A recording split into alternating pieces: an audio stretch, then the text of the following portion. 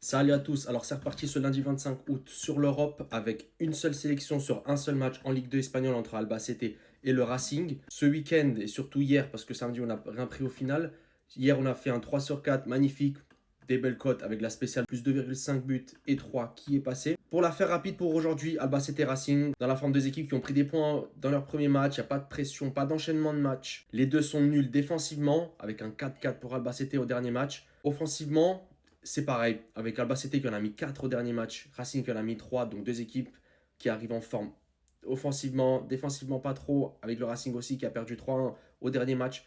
Donc là, ça promet un match explosif quand on regarde la forme.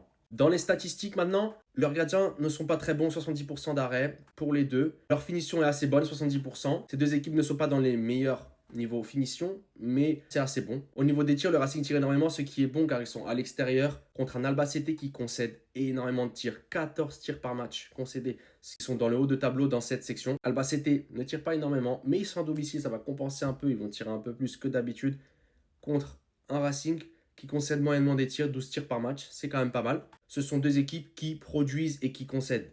L'Albacete est moyenne niveau production, mais ils sont à domicile contre un Racing qui est l'une des pires défenses de la ligue niveau occasion concédée. Pour finir, ça c'est un gros point niveau blessé. Les deux équipes ont leur meilleur buteur blessé.